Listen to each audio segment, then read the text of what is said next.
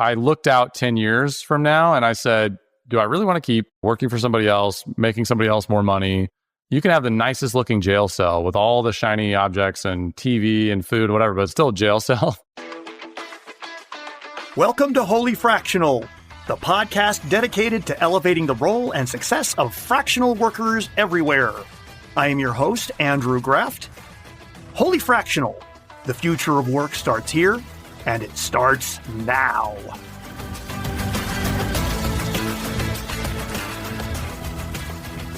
Welcome to the Holy Fractional podcast, everyone. I'm Andrew Graft here with my producer and brother from another mother, Todd Hines. Today on Holy Fractional, we will be meeting with a very cool dude. He is someone who has had a ton of experience as a consultant, as a solopreneur, and as someone who has leveraged fractionals and freelancers to build a successful, rapidly growing business of his own. He also hosts a podcast for all you product people out there called Building Great Experiences. I am, of course, talking about Drew Burdick of StealthX. Welcome to the show, Drew. Yeah, thanks for having me. I'm excited to be here. One of the things I have really loved about Drew is not only, as you'll hear, he is super smart, he is incredibly down to earth, great to talk to. So, Drew, this should be really fun. Thanks for being here. Yeah, for sure. Real straightforward. Let's start by having you tell us a little bit about your background and what you're doing now.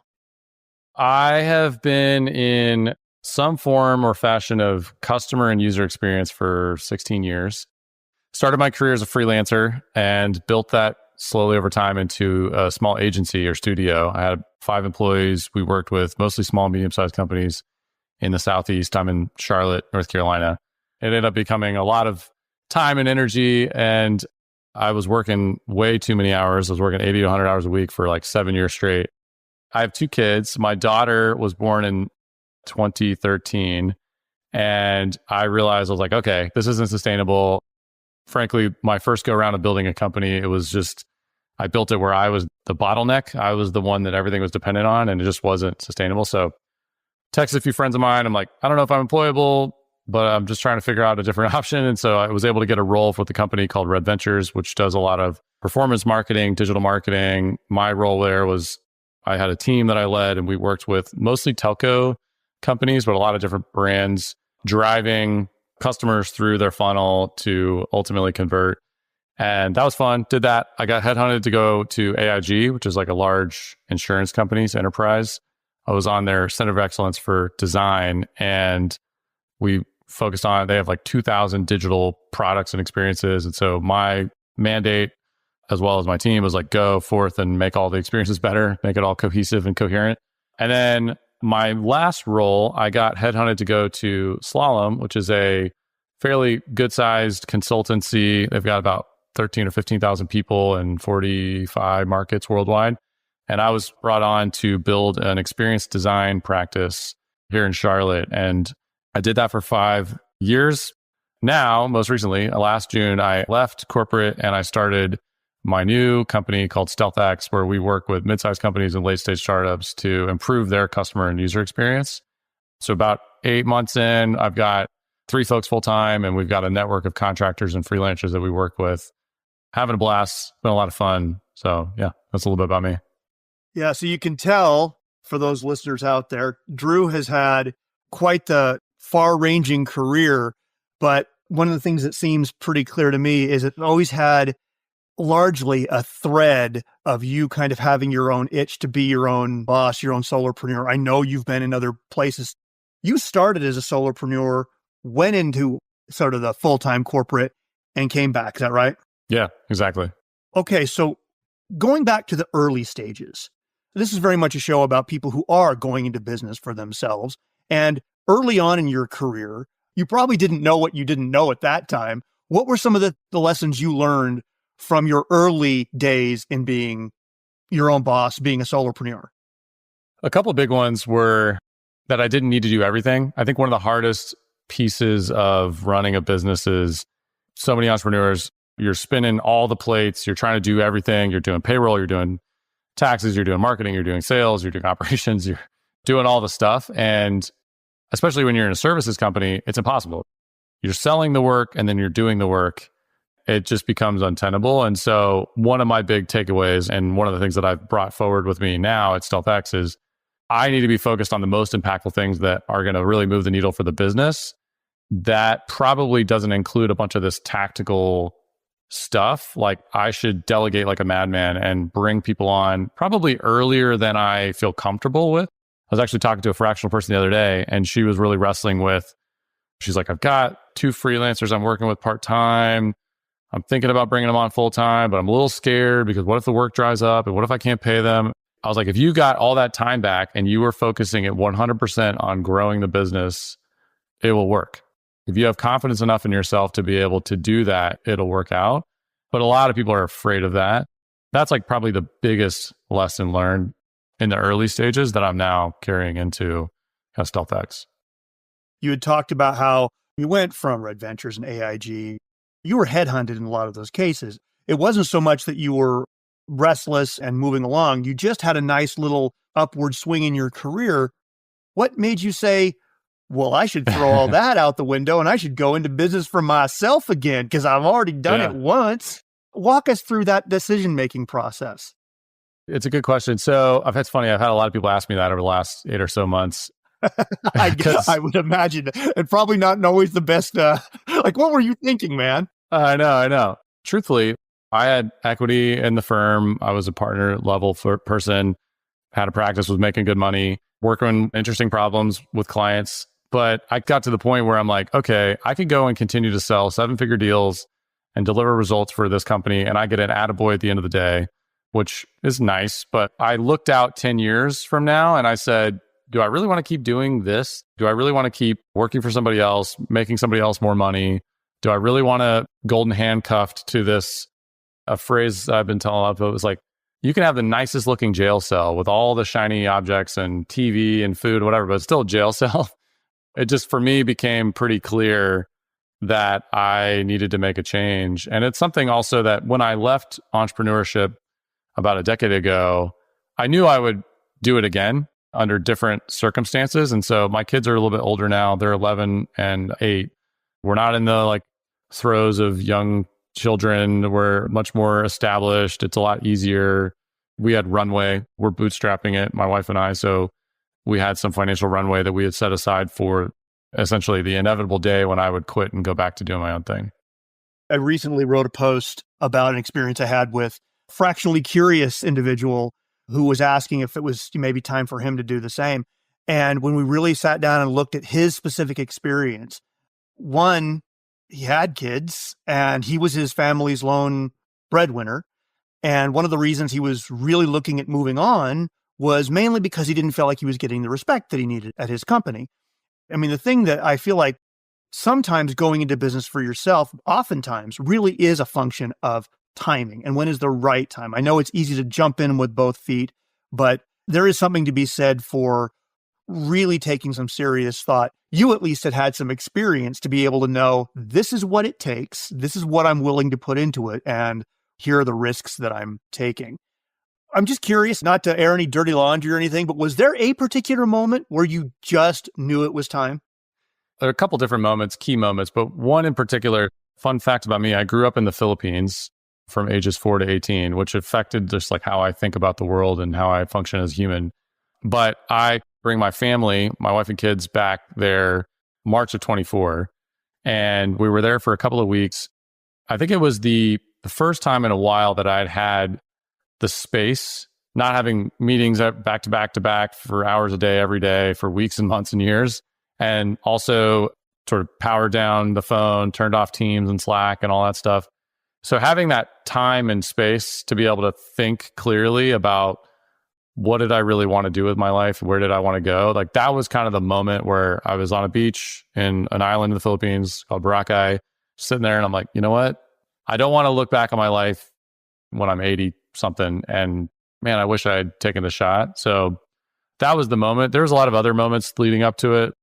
I actually have this little sticky note. More time, more freedom, more fun, less BS in politics. I wrote this when I quit my job. I stuck it over here on my desk so that every day I'll be reminded of like, why am I doing this? And in corporate, there's just a lot of nonsense you have to deal with. There's a lot of red tape. There's a lot of bureaucracy. There's a lot of navigating. I call it the Game of Thrones, if you've ever watched the show. And I just really didn't want to deal with it anymore. And so that was another variable. The other thing I haven't said yet, more on the like optimistic outlook, as everyone is aware, AI is consuming everything right now. It's transforming how work is done. It's completely disrupting every industry, in particular knowledge work. If you recall, in years past, people who are in the fractional space or consultants or people like that, the knowledge that you had and the experience that you had was valuable. It was a resource that, or an asset that other people didn't have. So in order to get access to it, they had to pay you for your knowledge. Well, now all knowledge is accessible to anyone through tools like GPT and Perplexity and some of these others. I also looked out when I was sitting on the beach in the Philippines and thinking about like, all right, there's a tidal wave that's about to crash down on all knowledge working in general, just really work as a whole. Do I want to be sitting on the Titanic when the tidal wave crashes on top? Or do I want to be on the surfboard at the top of the wave going? And I was like, I want to be the guy on the surfboard at the top of the wave. So that was another big reason for why I quit. And now like we're using AI tools and technology in everything we do. We're experimenting constantly. And I think I have this little sort of funny phrase I say, which is, I believe that the future of work is going to be, you're going to have a team of 5 that can hit harder than a team of 55. You're going to be able to do a whole lot more with super senior, high expertise folks, but the knowledge isn't the reason why they're successful. It's the ability to kind of look across a bunch of different things and connect the dots, understand the nuance to be able to deliver value. Your decision was founded ultimately in seeing the future and saying, whatever happens, I want to be in control of my own destiny. I don't want to wait in a corporate environment for it to happen to me. Is that a fair restatement of what? Yeah. Because I know the feeling. Absolutely. You're working a fair number of hours at StealthX these days. Am I assuming correctly? Yeah. Did you just trade one master for the other? How is StealthX so different than what you were doing before? Now, I know one is you get to be the boss. What makes it different for you and for your clients? A big part of what StealthX and how we're different is, I call it, we're SEALs, not Marines. So the classic consulting model is you want as many people as possible for as long as possible at the highest rates possible. We did this commercial series in January called The Anti-Consultants. And it's this whole notion that consultants will typically come and try to charge you for hand waving and jargon. And we're really focusing on like execution, like delivery and getting shit done. Apologies for my French. No. We like lots of profanity on our show. We're very, very much focused on fast value for client. That is our core focus. We're much more about figuring it out versus coming in and saying we know everything, we've done it all before. Because really, at this point, with the way the world is changing so much, nobody knows what the future looks like because everything is completely getting blown up and disrupted. So that's a big part of how we think about our differentiator. Also, I'm a big believer right now that AI consumes everything. It's going to get faster and easier to do your job, to deliver value. What is the thing that's differentiated about your experience that makes people come back, tell others? There's this community aspect of it. Like one of the things that we're really spending a lot of energy and time on is we're trying to cultivate community. We're hosting an executive dinner tomorrow. We did an event with startups a week ago. We're basically like spending a lot of our time and energy and money creating those environments where people can really get value and connect with other people, because that's what AI can't do that. I mean, those are a handful of things that make us different. I've been talking to a lot of fractional folks, and there's a lot of people that are running the same playbook. It's like how professional services has worked for the last 30 plus years.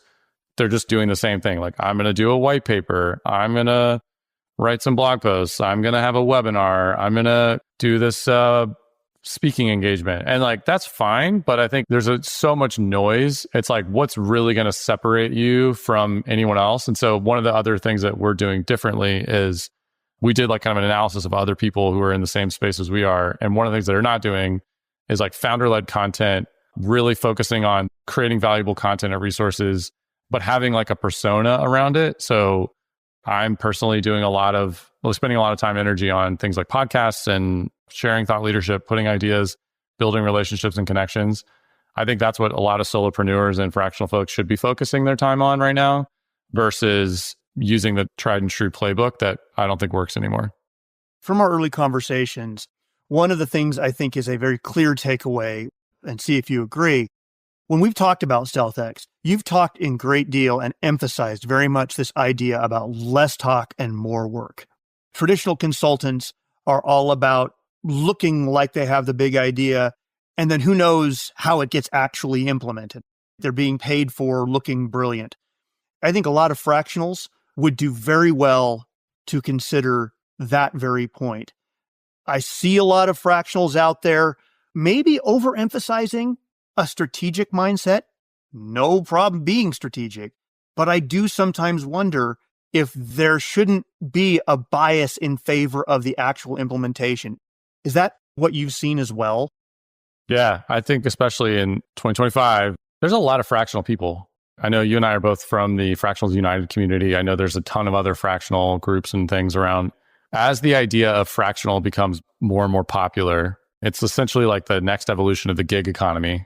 I can go and do fractional stuff and I can make a good living and I can have the freedom and flexibility that I want. The reality is that a lot of people have bought into this idea. And frankly, a lot of people have been thrust into it because they were laid off, they were let go, they were fired, whatever. The job markets get disrupted. I think the people that are going to separate themselves are the people who actually get stuff done. They don't talk about it. They don't just give you a deck. They're not talking about strategy. There's a friend of mine who I recently had on my podcast, Ronnie Batista. One of the things he says a lot is execution is strategy. You can have the best laid plans, but at the end of the day, if you don't go do it, it doesn't really matter. Honestly, ideas are cheap at this point. I mean, you go GPT right now and you could basically be like, make me a business plan, write up a bunch of LinkedIn content, generate a script for a podcast. You get a bunch of ideas. It's really about who's going to execute it the fastest and the best. And clients know that. Like they want people who are willing to get their hands dirty and do the work. You bring up an interesting point. I'd love to hear your take on this again. For people who are trying to figure out how AI is going to affect their lives and their careers, how to leverage it for their own benefit, from your perspective, what does it look like? The difference between going to ChatGPT and having it do your job versus the actual value that you're bringing as, what do you want to call it, consult, a fractional product experience professional. From your perspective, at the most granular level, what does that look like? In most consulting engagements or fractional engagements or whatever, a lot of the work is analysis and synthesis, the classic like discovery. I'm going to look at all your stuff. I'm going to help you figure out like where the problems are and tell you what to do about it. At the most granular level, that would take weeks or months, depending on size and complexity. It gets shortened to like hours or days. So to give a real world example, yesterday I facilitated a very condensed workshop with a client who wants to redesign their online experience. I'd had them do like this little questionnaire before the workshop. And I took all of that, I ran through GPT and I helped summarize and distill it into key themes or whatever. I then used a tool called FigJam, which is like a virtual whiteboarding tool. And I basically used an AI prompt to generate the board with all the stickies and stuff set up. And then I went in and I did this exercise, did this workshop. I also had Otter, which is like my AI meeting note taker or whatever, join me. After the workshop, within 20 minutes or less, exported the transcript from Otter, fed it to GPT, had everything into a project brief with very detailed requirements of what's going to happen, how it's going to happen, when it's going to happen, all of that kind of stuff. And I sent it to the client. It was basically like, hey, I can put this into statement of work. We can start tomorrow. Which, if you remember, I do a lot of design thinking type workshops. And a year ago, we were doing this, but you like take a picture, turn it into digital information, but then you're having to like, it wasn't great. Some of the data was wrong. You have to rewrite it and stuff. All of that. We're constantly doing these workshops and analysis where it's just taking all the effort and energy of the front part of a typical consulting engagement and making it much shorter, which I believe people get really stressed out about that. They're like, what am I supposed to do now? Now you can actually go solve the problem, which is what the client is paying you for. What is the problem that ChatGPT isn't able to solve in that specific situation? The specific thing that it can't solve is the discerning of which problems are the right problems to solve based on the nuance. So GPT and other tools you can use to accelerate and shorten the amount of time and effort required to like synthesize lots of information. Then you can spend more of your time and energy on how are we going to solve this problem? And let's go solve that problem. I'm a big believer in proofs of concept, experimentation, test and learn type of an approach. And so in this case where, let's say this client, they're wanting full redesign of their website, they want to do a full redesign of their mobile app. Now that we know what they're trying to do, we could quickly concept some stuff, go put it in front of customers and users and like test and learn and start making progress faster versus the classic tried and true, like, okay, now we have all this data and we're going to go analyze this data. And then we're going to figure out like, who are your customer personas or segments or audiences? What are their goals and needs? And we're going to go and create the perfect solution in our brains because we'll know all this information. And you make a bunch of artifacts that frankly, the client never looks at. In my previous role, this was a constant challenge that I saw from clients where a client, we would show up, they would have a 100-page deck from McKinsey that was telling them this like great strategy. And the client's looking at us with like a blank stare. They're like, I don't know what to do with this. I have no idea. And we were like, we're the Make It Real crew. We're going to help you turn that into real actual results. I could give even more specific examples of like how we're... No. I think that helps a lot because I think a lot of people out there are trying to figure out where they fit into this ecosystem. And I really think the answer is, just like you said, ChatGPT speeds up a lot of the strategic thinking and answers a number of questions. But at the end of the day, it still requires knowledge on how to execute and solve the problem iteratively because it doesn't happen in one fell swoop. You and I have talked a fair amount about our take on the rise of fractionalism or solopreneur. What are some of the things you're seeing in terms of this shift that's taking place in the workplace? It's been an interesting last 2 years. Post-pandemic, the job market has shifted from employees held the keys and now employers hold the keys. And then those employers are looking for ways to cut costs. And so there's been lots of layoffs, lots of cuts. And I think that's forced people into a position where they've had to get creative with their careers. So they've kind of been like thrust into this fractional universe. They maybe had no desire or interest in being an entrepreneur, solopreneur type of a person. And then you have people who are intentionally and purposefully doing it. They have the industry expertise, they have the skills and capabilities, but they don't know how to build a business. And so my word of caution or thing that I shared with the folks that I know that are entering fractional or new to fractional or whatever is, hey, probably the most important thing you can do is learn how to run a business. It's very different than doing the work because a lot of fractional people, I think they get into it because they're like, they have this glamorized view of, I'll just make the same amount of money I'm making now or more. I'll be able to like chill on the beach in Fiji and work on my laptop, fire off some emails and have a few phone calls. No, you got to go get the work. You got to sell the work. You got to figure out how to deliver the work. You're probably going to burn out unless you think about how do I do this in a sustainable, scalable way? How do I build the systems and process that make this something I can do for the long haul? To be honest, I think there's a glut of fractional talent right now that is all trying to figure out how they're going to win in the marketplace. And I think probably fast forward 12, 18 months from now, a lot of those people are going to go back to working a job. So in terms of running a business, there are a number of things we've talked about. For example, you had a strategy around properly identifying your ideal client profile or ICP. Why is that so important from your perspective? And did you spend a lot of time approaching that for stealth? When I first jumped corporate and went into doing StealthX, I joined this really great cohort. It was a B2B sales cohort, sales accelerator cohort with a group called Bootstrap Giants. Really cool. There's an entrepreneur, serial entrepreneur named Jesse Pujji who started it, leads it, another guy named Andrew Warner. But one of the exercises they had us go through was around crystallizing your story.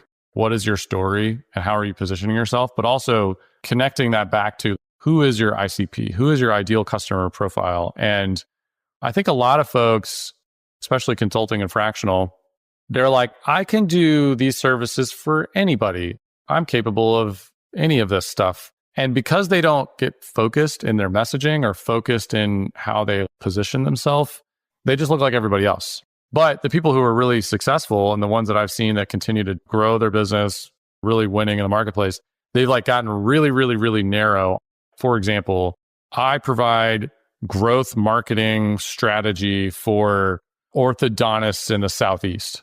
Super specific, but that gives you a lot of focus. And then you're able to basically, you could start with like, all right, I'm going to start in my local geographies. I'm going to do performance growth marketing for every orthodontist in Charlotte, and then North Carolina, and then the Southeast. And then, and I start expanding. And then you could start to add other ICPs to your repertoire, but it's really being really narrow and specific out the gate, because you'll get more traction that way, where your ideal customer, when they look at your website, when they listen to your podcast, read your newsletter, whatever channel, they're like, this is for me. They're speaking my language. They know the problems that I have. They know how to solve my problems.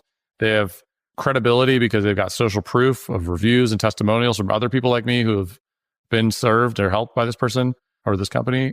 I can't stress that enough. We're still finding our ICP. Like, it takes time. It was good for me to hear when I was going through my accelerator, but it was like, hey, it's probably going to take like 6 to 12 months to really focus in on ideal customer based on testing some things out. Like, okay, here's the hypothesis. I think it's these people. I'm going to go try it out. Well, didn't actually work. I didn't close that deal. So maybe let's tweak it a little bit. Let's talk about business development for a second. It's one thing to have an ICP and say, these are the people that I want to sell to. Another thing entirely to say, now I'm going to connect with these people and have them sign me a check. You've had some pretty impressive success so far, landing some higher profile clients. And I know it's not one recipe. I mean, there are lots of ways clients come to us. For you and your perspective, what's the key to getting those kinds of clients, or for that matter, your everyday kind of clients? From a business development perspective, what's the secret? There's not really a secret or a magic bullet. It's a lot of different things, but a couple pieces. One, I have the distinct advantage where I did a lot of the business development while I was in my previous role. So there was existing relationships that I was able to tap into, which was valuable. However, one of the things that my team and I talk about a lot is we have 3 pillars of our strategy, and it's clients, content, community. Super simple. And all of the things that we're doing ladder up to those 3 things. The clients that we already have, we're cultivating long-term relationships. We're creating value wherever we can, setting ourselves up where they're going to want to continue to do more projects with us, right? Because it's easier to sell a current customer than it is a new customer. But in addition to that, one of the things that we're doing a lot of is all the classic like cold and warm outreach on LinkedIn. We're hosting events. We're doing a lot of free events for people. We're having these executive roundtable dinners, which will invite CMOs to come and sit and break bread and share stories. And because we're at the nexus of that community, it creates opportunities, right? Because people will then, it almost like incentivizes or encourages word of mouth. Like, oh, have you been to StealthX's event? It's really cool. You should check these guys out, right? And then we kind of get the phone call for work. I started a weekly newsletter 37 weeks ago. Every week I've sent 37 weeks straight. Give or take a week or two. Not like you have a very specific, like I remember every single week of putting together this newsletter. Yeah. Well, it's funny because I was like the other day, I actually looked at the metrics because I was like, how many weeks have I done this in a row? And it was 37 exactly. But the newsletter, we've slowly just been focused on like create value with the content, challenge the status quo. Don't just say the same thing that everybody else is saying. Podcasts. So I think we've done about 25 episodes. So you come on this show just trying to get more audience through yours is what you're saying. No. This is like maybe a hot take on podcasts. So a lot of people are focusing on number of views, number of subscribers, all the classic metrics. And I actually don't give a shit about any of that. What I find is most valuable about a podcast is the quality of the people that are watching and paying attention, because they could potentially be your customers. But also, you can strategically invite people onto your show to cultivate relationship and connection that ultimately may lead to business. So like I've had several clients on the show. I've had target prospective clients on the show. And it's like getting creative with how you build and extend relationships. I think that is a fantastic idea, Drew. Would you be willing to sponsor our next show? Or you just think about it. Just think about it. I don't want to put you on the spot or anything. Yeah. I think there's a lot of people who don't feel comfortable selling. I wanted to ask about this. This is actually my next question. So yeah, continue about people who don't feel comfortable selling. I'm interested to hear your take on this. My team before, I had to train a lot of my leadership team on how to think about sales. And the way that I characterize it was, don't think of it as sales. Remove the sales word from your vocabulary.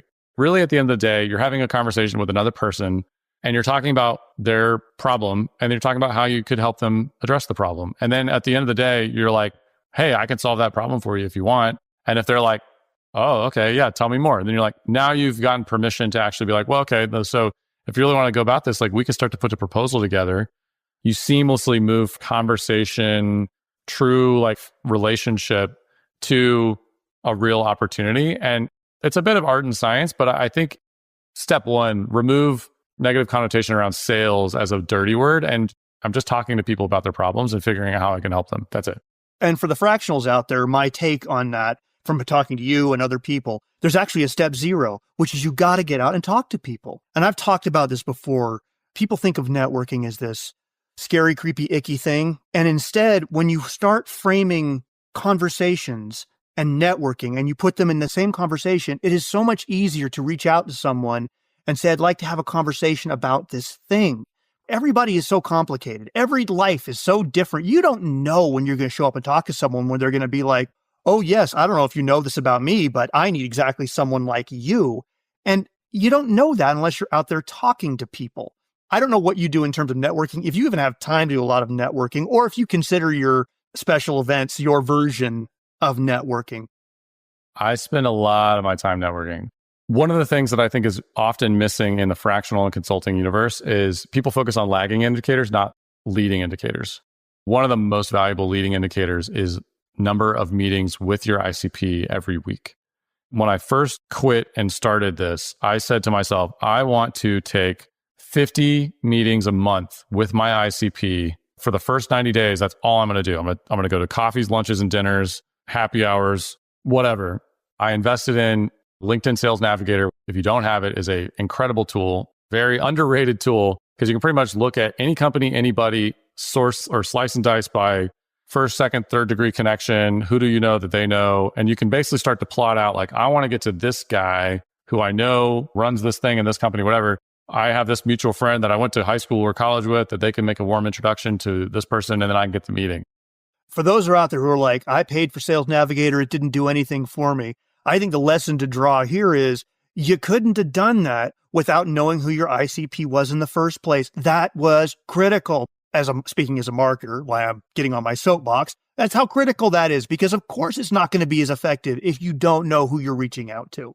Yeah. Well, and even further, if you are not strategic about the accounts that you're going after, the mental model is not accounts. It's more like people, or like, I'm just going to throw this stuff out in the ether and hopefully someone comes and calls me for work. If you get more strategic, like what are your top 20 or top 10 accounts that you're going after? And then take a very classic B2B account-based marketing approach. If I'm trying to get into company X, through my Sales Navigator research, I can see these are the key buyers at this company. Here's the CTO, here's the CMO, here's the CEO. Then figure out your path. How am I going to get a meeting with the CMO at this company that I want to do business with? That's where Sales Navigator gets really powerful, is because you're able to say, okay, I have a buyer target, and then I have who do I know that that person knows, or what does that person care about? What events are they going to? Minimal research. You can be like, okay, that person speaking on this panel on this day at this event, I'm going to show up there and I'm going to make a point after their panel conversation or whatever. I'm going to go up and introduce myself and be like, hey, I'm a big fan of your company and what you do. And I saw this post you made on LinkedIn yesterday and that was really cool. And they're like, oh, wow. And you're like, I'd love to get coffee with you. Would you be willing to take time? And they're like, sure.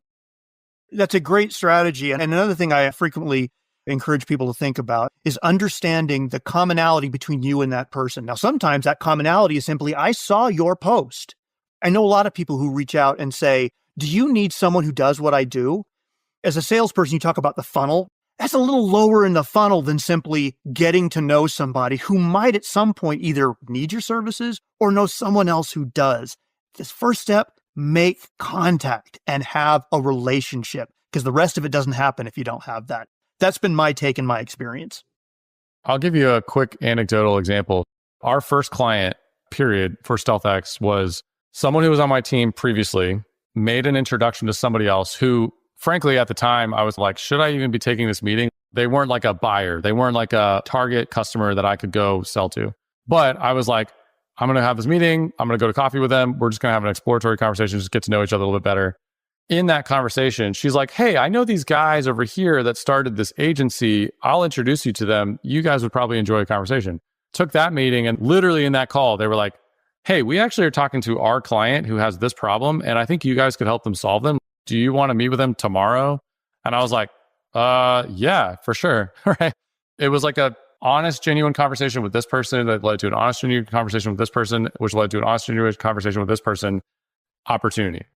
I think people, they come in with the opening posture of, here's my services, what do you need? And instead of being like, let me get to know you, let me learn about you, let me connect with you on a human level. And then as I'm talking to you and as I'm listening, I hear a need or an opportunity or a problem. And I'm like, hey, that's interesting. And even if it's not something that you can personally do right then, but if it's like, hey, I actually know somebody that I'll introduce you to who can solve that problem for you.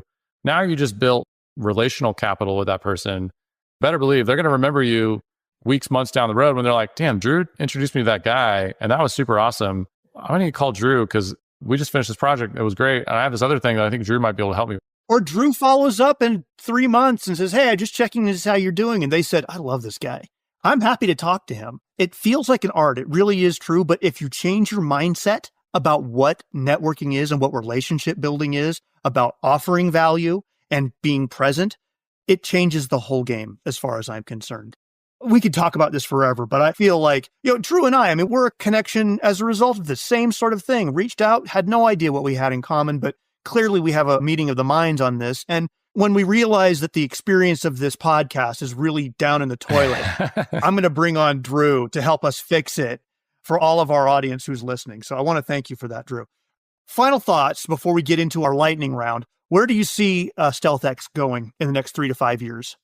I have big ambition.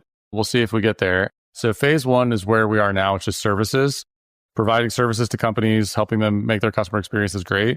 Phase 2 is we actually want to build our own products. So once I call it the stable of SEALs, right? I've got a bunch of high-powered talent that are on the boat. Then there's a lot of things we can do. We get a lot of problems we can solve, a lot of products we can build. So that's phase 2. And then phase 3 is buy, build, sell businesses. So moving into more of like a venture studio model, probably like 3, 5, 10-year plan or vision. In the short term, right now, it's all about delivering as much value with clients as possible, making sure that we are just providing an exceptional client experience, that we're helping them solve their problems. And then frankly, bringing on wonderful human beings that like to do great work and having a wonderful employee experience working here too. I took a very distinct path of saying, I could have done the solopreneur thing and I made a modest living in doing that, but I would love to get to a place where I'm able to cultivate a team.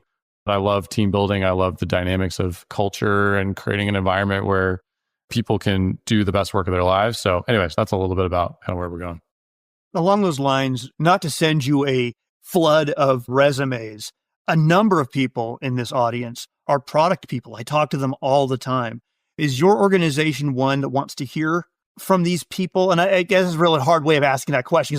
But in terms of practicality, I know you're a SEAL team. What, if anything, might you share with this audience to say, look, as it relates to StealthX, here's what you need to be thinking about. These are the people we want to work with, and here's how you do it. The short answer is yes. The operating model that we're building is different.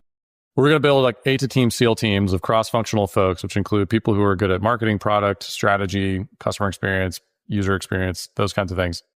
We're going to have those teams fully autonomous and able to go and kick down doors and create value.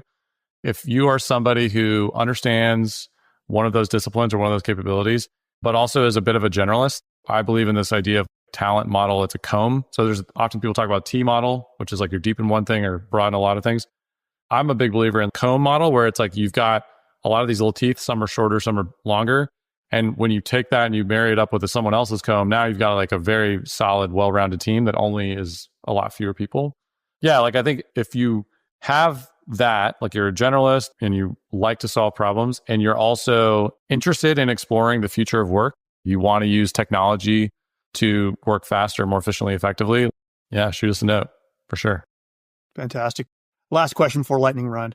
If you could go back and give yourself advice just before you left slalom, what advice would you give yourself now? I think one of the most important things you can do is don't be afraid to pivot, especially right now. You could pick an ICP and you could give it a 30, 60, 90-day run.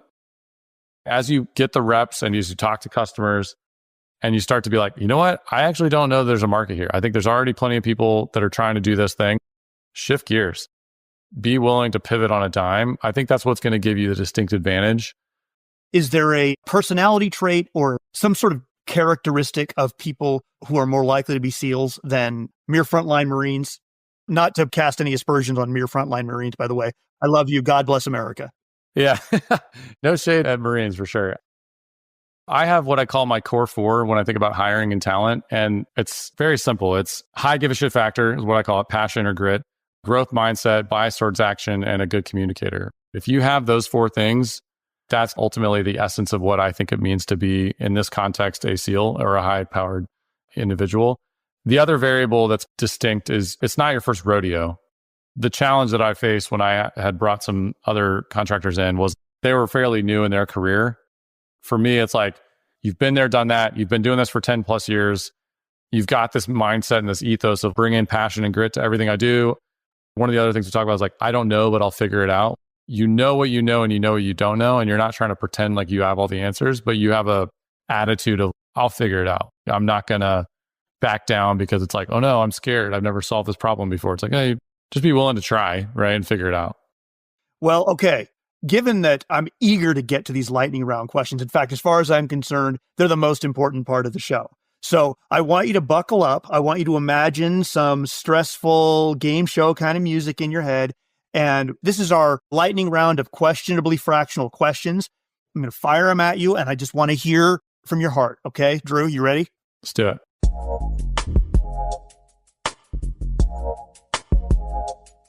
All right, question number one. What is your one favorite piece of software, app, or technology? This is something you use all the time and you can't live without it. Notion, hands down. Okay, I love that. Well, maybe this is difficult. What is your favorite or most influential business book? I think this is definitely on the list. Hard to pick one. Like a handful of the ones that I would say is like, there's a good book called Good Strategy, Bad Strategy. Really, really good. Culture Code, Culture Playbook, Radical Candor. Those have had massive impacts on my career. And then there's the two classics that I also threw out there, 5 Dysfunctions of a Team and Who Blew My Cheese. Those are really great allegories. So, yeah, absolutely. So what was your all-time favorite vacation or place to visit? I really enjoyed going. My wife and I in 2018 did a round trip in Europe. So we hit a bunch of the countries and ate a lot of food, got to be able to just peruse Europe. I love Europe. I think it's a great place. So yeah, that's probably my favorite. All right. If you could go back in time, what profession would you have loved to attempt, whether you were successful at it or not? It's not fair that you've tried all of them, but please try to answer that question as best you can. So my knee-jerk reaction was like marine biologist, but I don't think I would have actually wanted to do that. I wish that 15 years ago, I'd started a YouTube channel and actually was consistent about it, because I think being a professional YouTuber or creator now is like a huge asset to have an audience. So yeah, that's one. Wonderful. Okay. This one's not deep at all. What is the single best piece of advice you've ever received? Or failing that, what is the single most important lesson you've learned in your life?